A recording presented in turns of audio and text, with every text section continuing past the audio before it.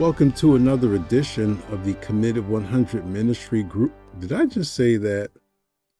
Did I just, yeah, looking right at the screen, the same screen everyone's seeing, and say commit. I guess I miss it. What Saith the Scriptures television program. That's it. With who's the guy doing this program? With who knows? With the alter ego, Bubba, somebody.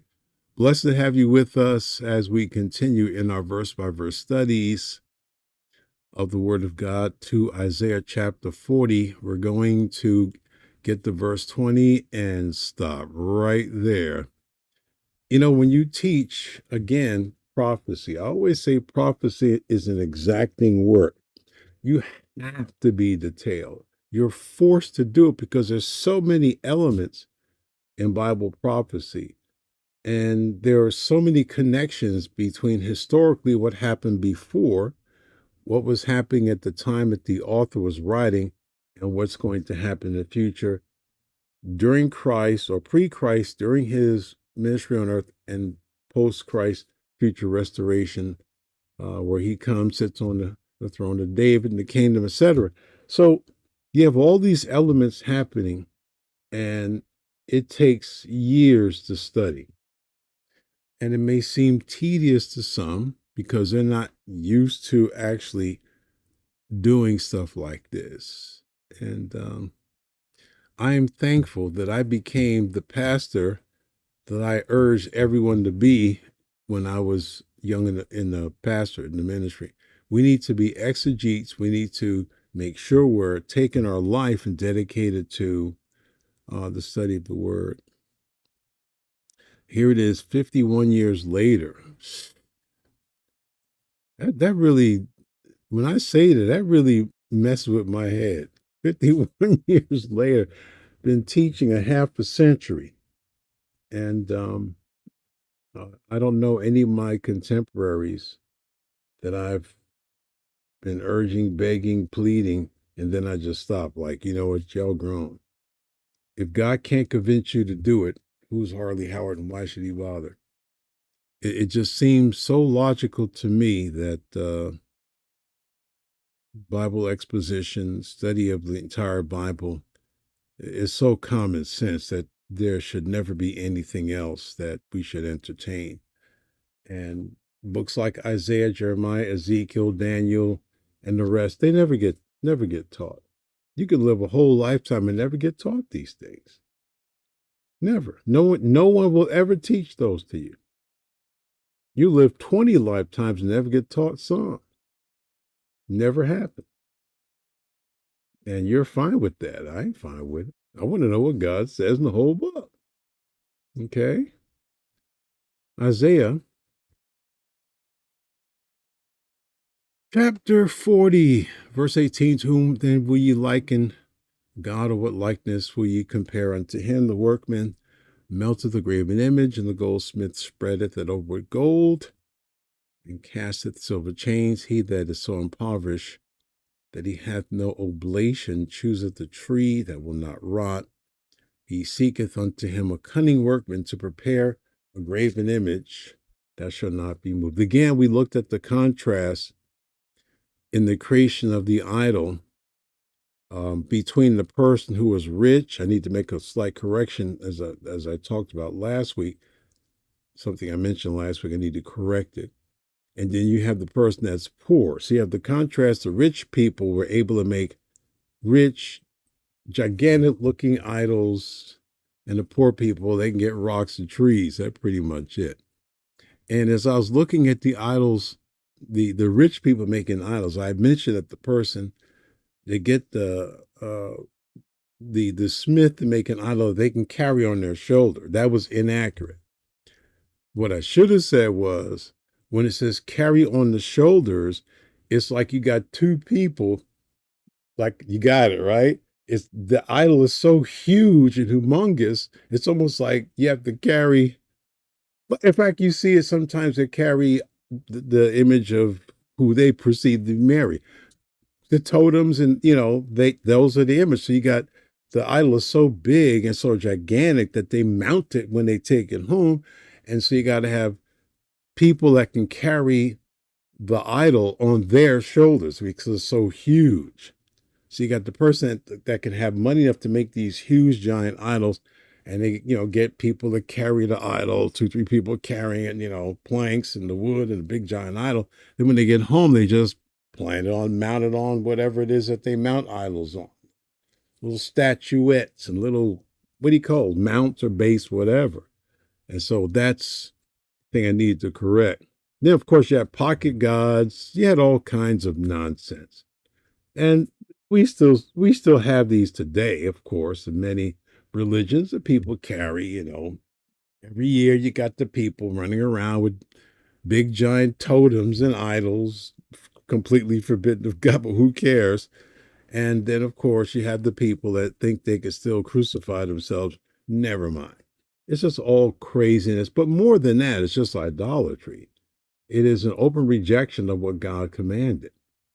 And so whether you were rich or whether you were poor, didn't matter. You could still make an idol. And we talked about, and again, we're going to see it not so much like we did over the last few weeks, the insanity of worshiping a dead idol as opposed to the worship of the true and living God. It's senseless. There's no sense about it whatsoever. People do it all the time. In our age, we like live idols, especially in the church. Bad enough we have so much idolatry in the professed churches, but we have really lusted after, and then we call it respect. It's idolatry of so-called non-elected, non-Bible elected leaders. Like I said, the 80s promoted people into positions that don't exist, into power and authority they don't have. And even one said he didn't have it, but he exercised it like he did. I'm like, well, what are you talking? Make up your mind, will you? Non-elect, non-biblical positions, no authority whatsoever to tell anybody anything. We ain't got no apostles. These guys were preachers. They're not apostles. They have one authority, their so-called church. That's as far as it goes. But to be able to dictate to the universe, you have to follow me, is nowhere seen in Scripture. We just want to give respect to. Are you listening? Do you ever listen? Do you ever pay attention? What do you mean respect? No, this is how you define respect. Everything is on their mouth. You have to follow it. Poor dumb pastor. Poor knucklehead. Pastor you have. He's not risen to the level of the great idol that your membership serves and worships and praises. They'll post 1,000 of his sermons and you never get posted on their social media pages. And you're there that's right. You're there every week ministering to them, whether they need it or not, whether they appreciate it or not, faithfully serving these ungrateful people. And you would hope, without having to say it because it makes no sense, that after each sermon that you preach and you teach and you have things set up where you have an opportunity for them to learn, what do they do? Act like you ain't even there. But they'll put Reverend Dr. Brother and all their quotes, all their shorts, all their sermons, all their sayings, all their everything. And to this day, and I've tried to people, you talk about Homer in the hedge, they ran over the hedges. I said, who is your pastors? They got mad. I get mad all you want. Are you going to a church? Do you ever post anything on your social media page about your pastor? I don't know. 99% of people, I don't know who their pastors are. I know who they believe about this guy and that, because that's all you see. Say, well, who's your pastor or pastors? It's idolatry. It always has been. And God help us who are not, and God be thanked that we're not part of that cabal that we have to, bow the knee to the imaginary status that these men have created and the people have produced their own minds and hearts, where you got to have these many people and this kind of thing. I lived through the method age in the 80s. I know all about it. Ain't nothing new. I criticize it then.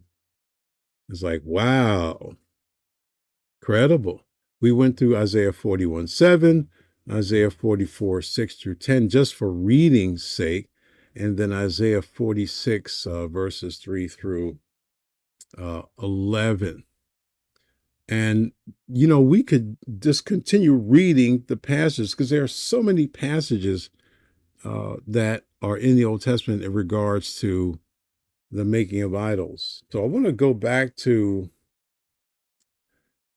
Exodus 32, because I ended by saying you could take Israel out of Egypt, but you can't take Egypt out of Israel. Just couldn't do it. It was part of it. Idolatry will get you. And once it becomes a part of who you are, I tell you, they got rescued. Okay. Rescued by God from Egypt. Oh, this is post singing, post Miriam, Moses' sister, and the sisters getting together and having a celebration. Everybody's happy that they escaped Egypt. They really didn't escape Egypt. They were redeemed from Egypt. They didn't escape. They were removed. See, we need to remember, everything we say counts. All the words we use count. They didn't escape Egypt. They were redeemed from Egypt. If it wasn't for God, they wouldn't have been anywhere near any Red Sea and all that. So I mentioned Nile last week. It's the Red Sea. I was tired. So we got to be careful, be mindful of the fact that the things that we say, they didn't escape. And if I said it, I want to correct it too, for sure. They were redeemed. God redeemed them. God chose them. There was nothing about Israel that made God choose them at all. None. He said, you just as bad as everybody else. I just set my heart upon you. That's it. Nothing else. Talk about grace. Talk about, why does God save anybody? Why does God save anybody? You think for a second you deserved it? You think for 1 second you and I deserve 1 second of grace, of salvation? We should be running, living at the feet of God right this second, forever, and ever give him glory for everything, because we deserve zero but judgment. All right. And when the people saw that Moses delayed to come down out of the mount, he's going up the mount Sinai, and he's, getting directions from God about the people. That's the purpose of going to be. So I'll be back. Of course, they didn't listen. The people gathered themselves together unto Aaron and said unto him, up, get up, make us gods, which shall go before us. For as for this Moses, the man that brought us up out of the land of Egypt, we wot not what is become of him. There was so much that's wrong in that verse. Incredible. Get up, make us gods. That's number one. Actually, before that, get up. They're telling Aaron what to do. That's not good. But in fact, even before that, the people gathered themselves together, had this massive amounts of people, and they're telling Aaron, get up and make us idols. Anyone ever thought about that? Make us gods, which shall go before us. Where are they going? The amazing thing is, and we'll see, they actually elected a champion, a leader, not God's leader. They elected themselves a leader dumb enough to want to take them back to Egypt. How are they going to get there? They figured that the idols that they took would part the sea again. It ain't like you just go down the block and go back. I mean, how did they would see, when you're engulfed in idolatry and darkness, there is no sense and reason. There's zero. God said the sculptor and the ones who look for idols are all confounded.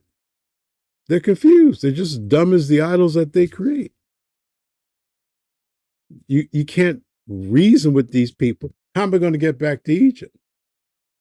Why would I want to go back to Egypt? And you'll see as you study the Bible, yeah, we had it made with the leeks and the onions and the garlic and all. We had with these fruit salads. We had all these veggie salads. Yeah, we had all this, maybe a little occasional meat, but yeah, we didn't have to go down to the store and buy anything. We just all vegans. Yeah, you forgot the beatings and the hard labor and the death and what. Forgot all that. That we can overlook that. I just want my veggie salad. No reason, no sense. So they're going to go before us. We're going to follow these idols. Whereas this Moses, the man that brought us up out the land of Egypt, who brought them out the land of Egypt? Huh? Right. And said as much when they got over on the other side. Oh, celebration. No, thank the Lord. He's a man. This Moses who brought us up out the land of Egypt. We what not? We don't know what came. We don't know what's going on with them. Just couldn't wait. So, from the glories of Mount Sinai to the dregs of sin in the camp, that's how this goes. Moses was on the mount at this point 40 days. And the people grew weary of waiting, which I would love to pick apart, but I'm not going to do it. Thinking that, well, maybe something happened. There's no indication. They were impatient.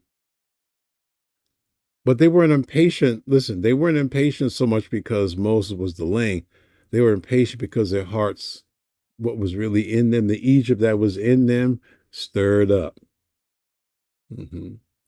And so they gathered together in mass, huge mass of people, and demanded Aaron to make them gods to lead them because they didn't know what happened to Moses and frankly didn't likely care what happened to Moses. And I'm of the opinion, of course, that the people didn't make a kind of suggestion. It was a demand. In fact, the word up is a command. There's no suggestion. Hey, no, this like get up. We got a whole bunch of people behind us. You better do what we tell you. Okay. So really the issue isn't Moses or Aaron. The issue is these people and God. That's the issue. That's always the issue. They were content with God's plan. This would have never happened. And so the people had agreed to the covenant that God made with them just a few short days ago that they were going to do whatever God told them to do. Yeah, they said whatever the Lord commands, we'll do it. They got happy because they got delivered, and then they forgot to deliver them. Switched from God to Moses. Well, that man, Moses, forgot all about who did it. Moses couldn't deliver himself. Okay? So these people were not ready at all to do anything God commanded them to do. Why? Because their hearts were still back in Egypt. Their hearts never left Egypt. Their bodies did, but their hearts were still there. Same thing with Lot's wife. Oh, yeah, Lot and his family left, but Mrs. Lot, yeah, she couldn't resist turning back. Angel said, don't look back. I just want to be gone, Salt Lick. Okay, stupid. Angel tells you don't do it. I don't care what they say. Salt Lick. Okay. All right. So the profession is easy to make. Anyone, and the happy sauce, anyone can be happy for the moment. Doesn't matter. It's not the profession, it's the promise to do God's will.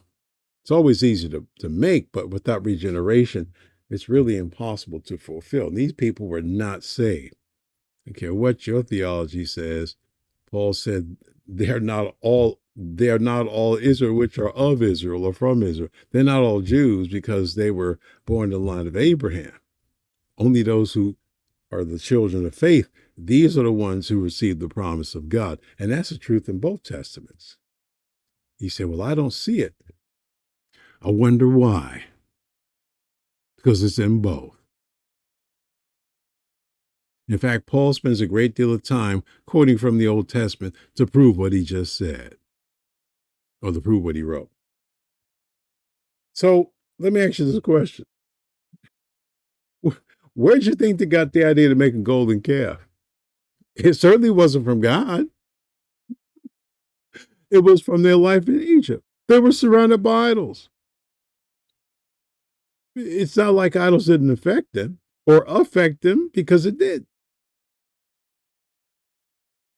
Which again shows me a little side note that just because the majority of people are in agreement about something doesn't make it right.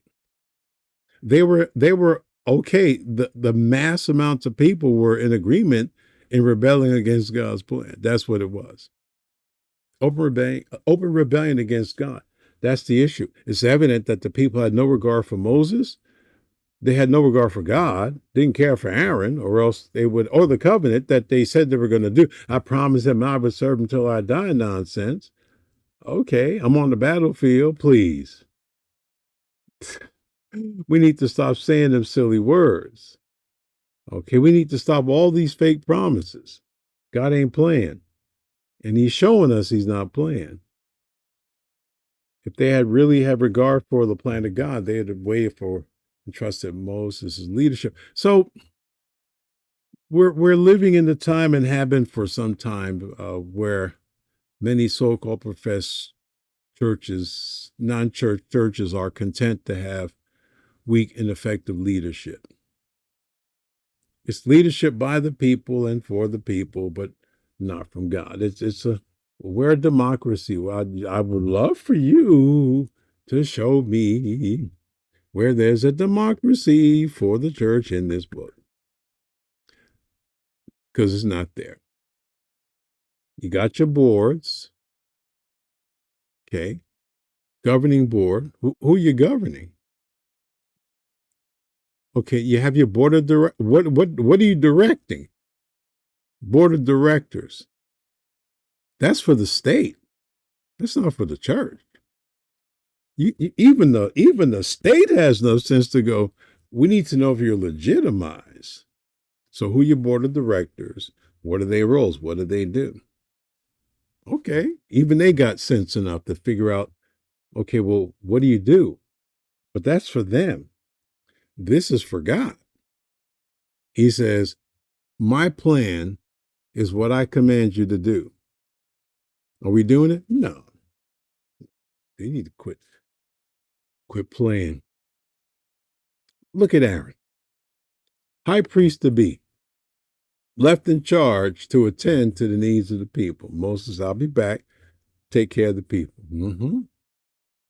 He was intimidated by the mass amounts of people. I bet he was. I don't think it was 20 or 30. I don't think it was 200, 300. I don't think it was 2,000, 3,000. I think it might have been 30, 40, 50,000. Whatever it was big enough for him to do what they said. He was intimidated, and he surrendered to their demands.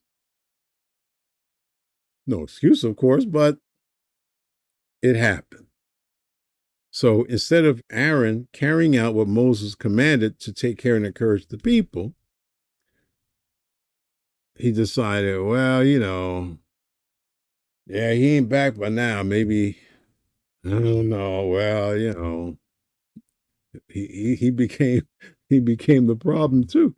So he succumbed to their demands. Verse 2, and Aaron said unto them, wait for the Lord, and the Lord will be faithful. No. Look at how fast this man succumbed to the people. Break off the gold earrings which are in the ears of your wives, of your sons and daughters, and everybody had earrings. This ain't nothing new. It's the style. What style you talking about? What all you doing is carrying on the same idolatry everyone else did. Oh yeah, I know you don't listen. I know you don't, but it's fine. It's fine. Break it all off.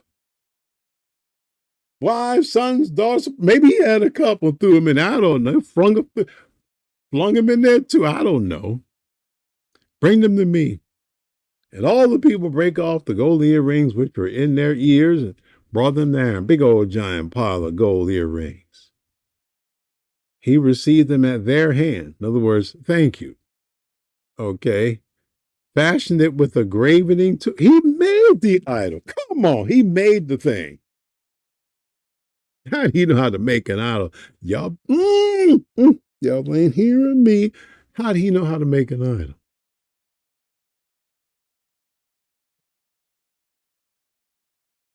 How did he know?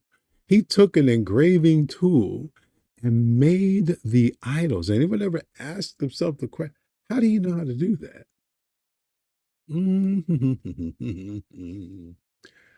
He fashioned it. Fashion doesn't mean that he just threw it all together, look all crazy. No, it looked just like a beautiful calf. And how do you know to make a calf? Did the people ask for a calf? No, no. See, when you start reading your Bible right, you start thinking, wait a minute. How do you, he he fashioned it with the gravening tool. He fashioned it after he had made it a molten calf. So he first melted all the gold, and then out of the molten, out of the liquid hot gold, he in it cooled, he made it into a golden calf. Hmm, interesting. In fact, probably more than one because he used the plural form gods. What he says. And they said, "These be thy gods, O Israel, which brought thee up out of the land of Egypt." Stupid is that. Hmm. Well, how stupid and foolish was that statement? These are the gods, plural, which brought you up out of the land of Egypt. He's worse than the people.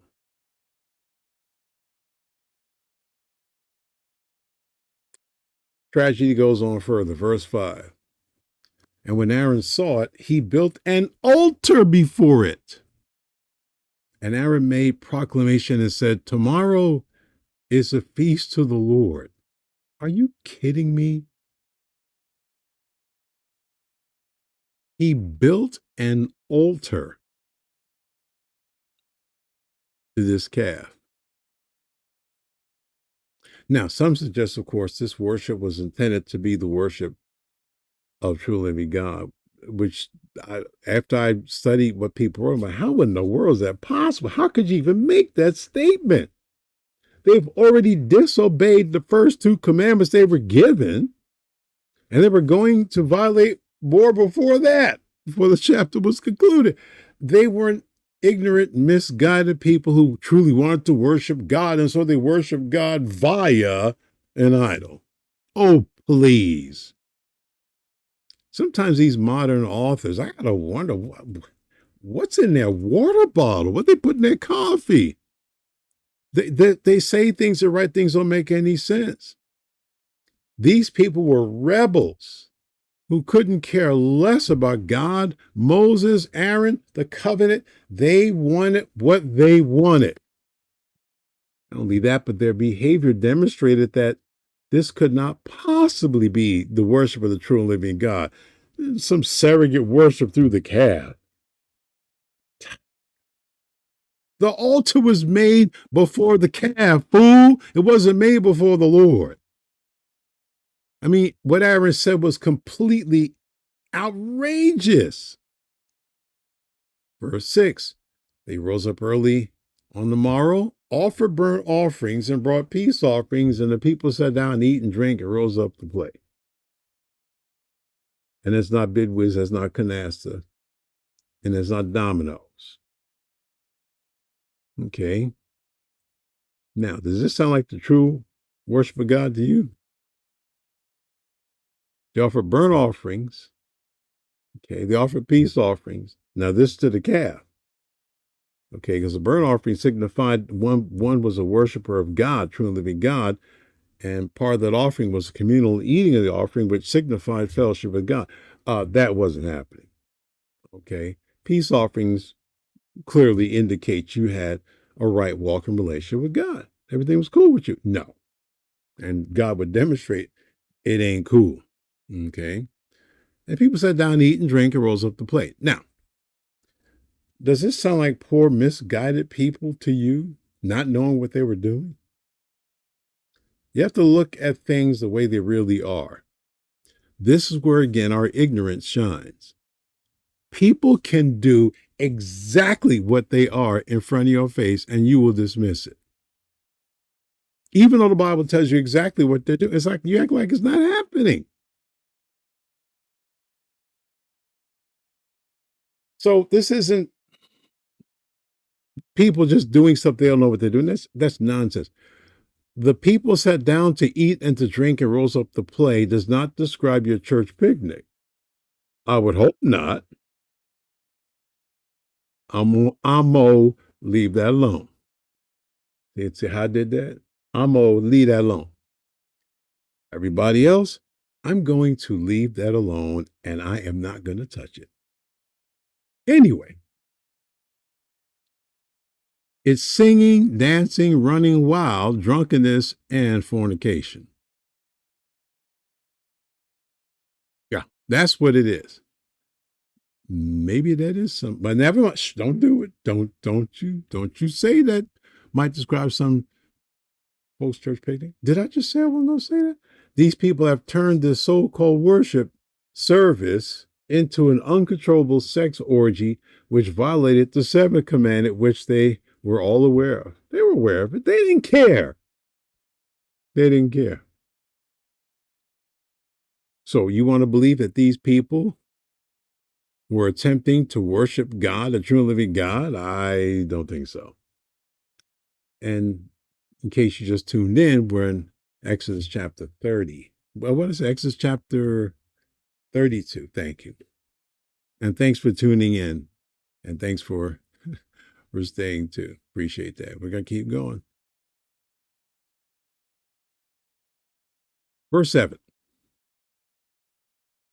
And the Lord said unto Moses, Go get thee down, for thy people, your people, which thou broughtest out the land of Egypt, have corrupted themselves. Now, this is the interesting play on words where God said, You brought them out, and Moses said, No, these are your people. See, back and forth between God and Moses. No, you brought them out. God says, No, you brought them out. No, these are your people. No, these are your people. They have corrupted themselves. They have turned aside quickly out of the way which I commanded them. They have made them a molten calf and have worshipped it and have sacrificed. There you go. So now you see the sacrifices that were made, the altar was made, it was made to the calf. It wasn't made to as some surrogate to worship God. Stupid nonsense. It was to the calf. And have sacrificed thereunto and said, These be thy gods, O Israel, which have brought thee up out of the land of Egypt. Okay, so it's back and forth. Okay. God said to Moses, You brought them out and they corrupt themselves. And Moses says, But they're your people. You brought them. This back and forth you see all the time, as you will if you keep studying. So it wasn't just the way God commanded them, but it was also a departure from God who commanded them. So what they were doing wasn't, okay, well, they're still worshipers of God, but they're out of the way of God. No, that's not what it says. They departed from God. So the sins of the people committed, even their false declarations about the calf being God was heard by God. So everything the people did and said, God already knew. He knew it. They're not there worshiping the calf. God knew it. Not they're doing whatever. He knew it. Do we think whatever we're doing, God doesn't know it? He doesn't see it. Verse 9. And the Lord said unto Moses, Listen. I have seen this people, and behold, it is a stiff-necked people. Almost every single, I think once for sure I know, maybe twice, but once I know for sure, where that definition is used, stiff-necked. It is always use of Israel. Right from the start, God says, I've seen them. It's stiff neck. This is who they are, not what they do. This whole race, this whole nation of people that I redeem and I deliver, they're stiff necked. I've seen it. The people are resistant like an unresponsive ox or horse who will not respond to the reins. I've watched many videos in my life where people try to get a horse, a donkey, a bull, any of these domesticated animals to do something. Now, you tell me what use the animal does when that animal doesn't want to do anything. Huh? What do they normally do to demonstrate that they ain't going? What else? They kick. They get stiff, and sometimes they pass. Look, I'm just going to kick this for flat out. That's it. I'm getting tired of this person. And so they do the old kickaroo. People got kicked in the face, knocked out. People get killed by getting kicked in the face by these animals. This is the first time in the Bible where we see stiff-necked as it relates to Israel. And it will be used to describe this people further in the Bible, even in the New Testament. Both testaments describe Israel's neck being stiff. And we saw that all the way. I'm just going to give you references. Exodus 33, Exodus 34, Deuteronomy 9, Deuteronomy 10, 2 Chronicles 30, Acts 7:51. You have the video. You can look back at timestamp 4120. All the references are there. But they always were this way. Stiff neck. This is who they were. Not what they did. This is who they were. Oh, verse 10. Let me get my little stuff here.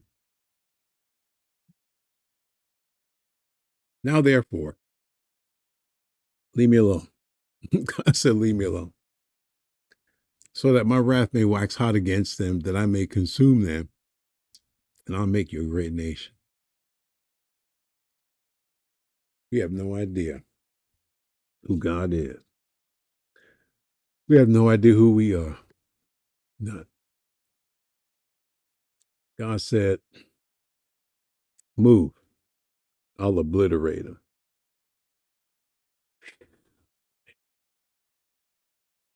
I'll obliterate the entire nation. I'll just take them all out. We don't know who God is, and we don't know who we are.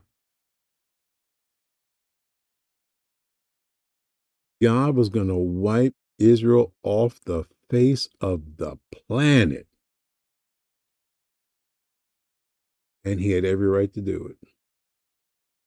I don't care what you say. I don't care what I say. That's how God felt about his so-called professed worshipers involved in idolatry and sex sinning. Many, of course, they don't really think things through throughout the ages.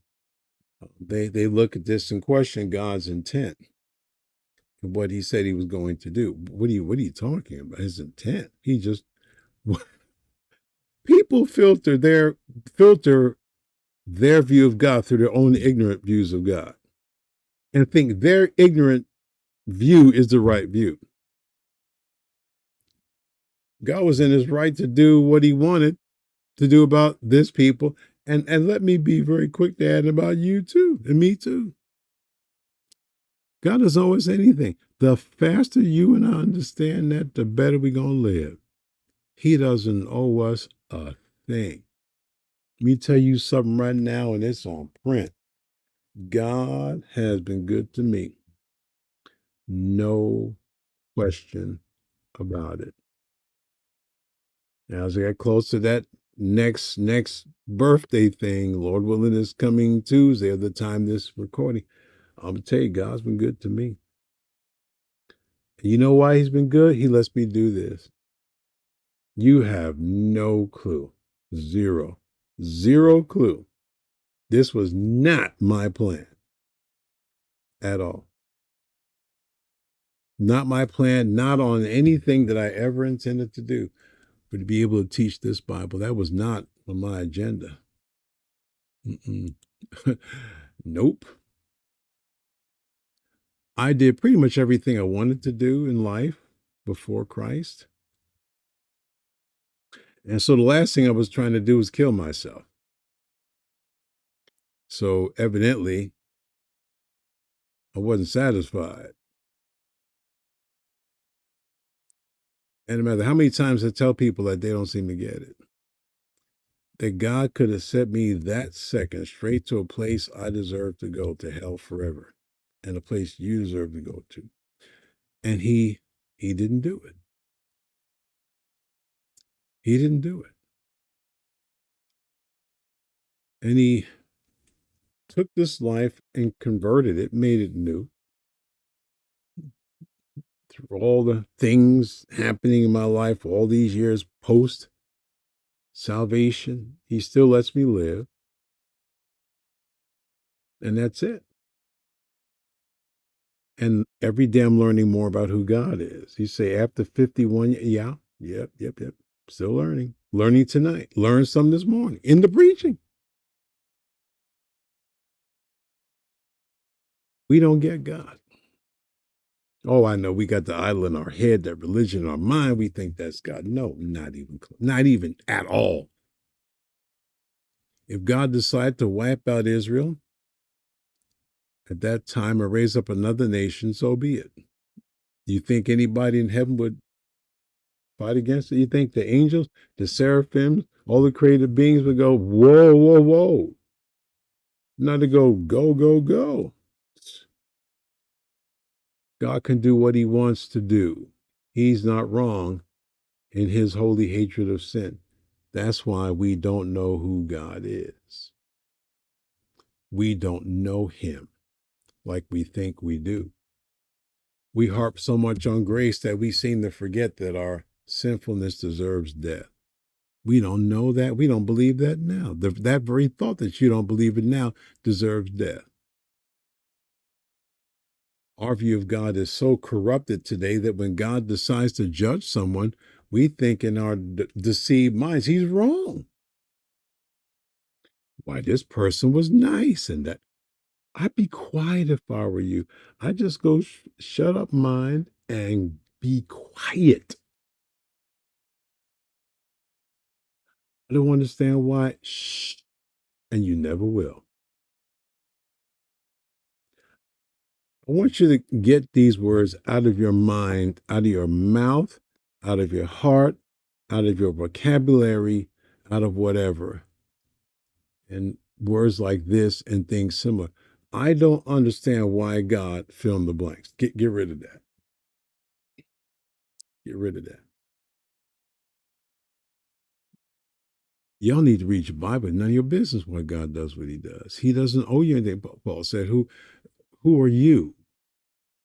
I mean, I want you to think about this statement. It's brilliant.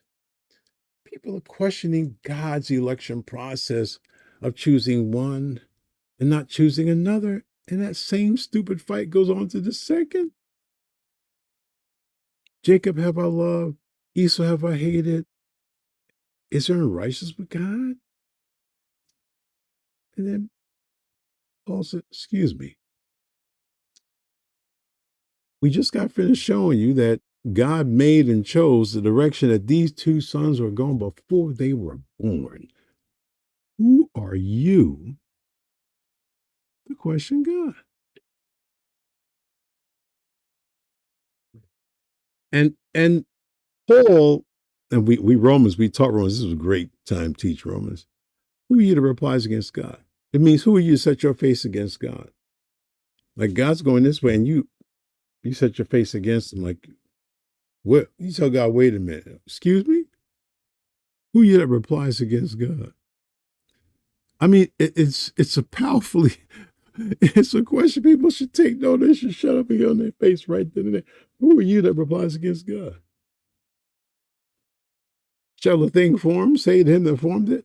Shall the thing formed say to him that formed it, why hast thou made me thus?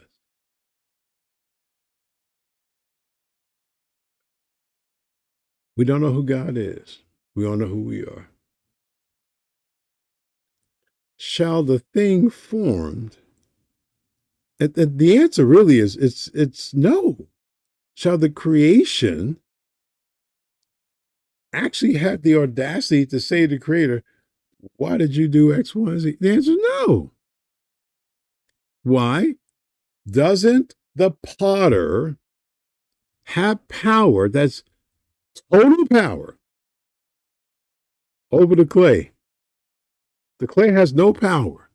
Zero. The potter has power over the clay of the same lump to make whatever he wants. Vessel unto honor, a vessel unto dishonor. Paul used that same terminology describing in Timothy's epistle. I used to make pottery. When I was in junior high, we had it. Had a shop class, either shop, I wanted to do some pottery stuff. I told you before years ago, mine actually wound up on television. I was like, what? Oh, yeah. Out of thousands and thousands of students at 231, junior high 231, New York City. Mine was on television. My pottery. Wow. I never knew it was going to happen. I'm sitting there watching like, whoa, that's not that. And I wouldn't get that. It's right there. Doesn't the potter have power over the clay? The answer, obviously, yeah. To do whatever he wants. Paul said, shut your ignorant mouth. Who are you to reply against your maker? People have died instantly for doing that. The only reason why you live another second with that stupid ignorance in your face is because of the mercy of God. And I wouldn't tempt that. Ridiculous. God is never wrong. We are wrong. He's never wrong. Verse 11, and Moses begged the Lord, his God, and said, Lord, why does thy wrath wax hot against thy people? Now he said, they're your people. Another verse, God said, these your people, Moses. Moses, no, these your people, which you have brought forth out of the land of Egypt. I told you, the back and forth. God said, you brought them out. Moses said, no, you brought them out. God said, these your people. Moses said, no, these your people. With great power and a mighty hand. That's true. So Moses didn't go, yeah, smoke him. You know why? He was with them. But he begged God. He sought favor of the Lord. You know why? Because he knew that God was right with what he wanted to do. I can only imagine sometimes that the only reason why God has not enacted wrath to some people is because of the intercession of other people.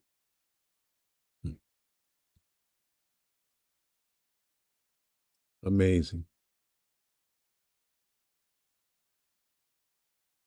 Moses was not informing God of anything that he didn't know. Moses was appealing to God for mercy on behalf of the people. Moses switched the reference that God made of calling Israel Moses' people. Moses said, no, these are your people. Why will you allow your wrath to wax hot against the people that you just delivered from Egypt?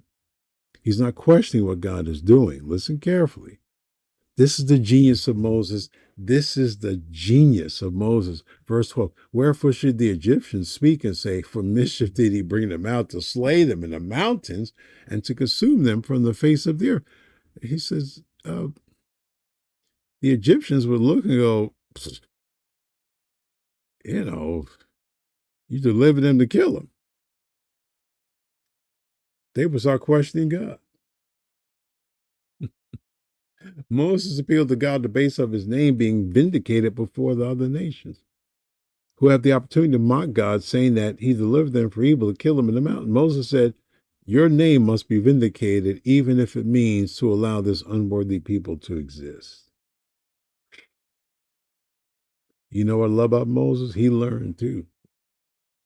He was learning too. Moses appealed to God that he would show mercy from his justifiable anger and harm to be done to Israel. They deserved it. Then he says, verse 13, I think I'll be through after this. Remember Abraham, Isaac, and Israel, thy servants, to whom thou swearest by thine own self, and saidest unto them, I will multiply your seed as the stars of heaven, and all this land that I have spoken of will I give unto your seed, and they shall inherit it forever. Moses appealed to God on the basis of his own covenant that he made with the patriarchs, of the possession of the land, of the multiplication of the nation itself. Verse 14, and the Lord repented of the evil which he thought to do unto his people. God showed mercy. He showed compassion. When God repented, it doesn't mean in any way that his nature, character, or purpose have changed at all, that he's a sinner. No. Sometimes people use the word relented. Just say repented. Stop playing.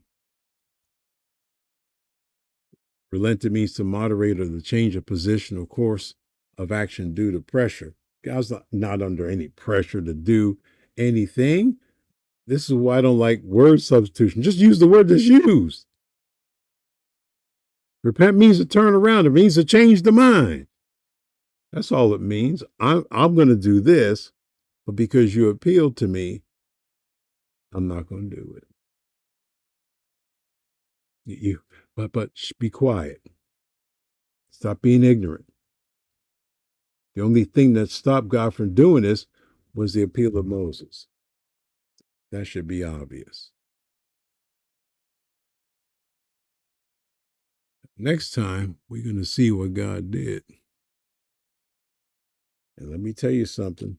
Again, we really need to understand who God is. God ain't playing. And he shows he ain't playing either. That's it. So week one of the vacation is done. Having a hard time resting. I'm going to change that this week. I need to rest. You know, I still got stuff to do.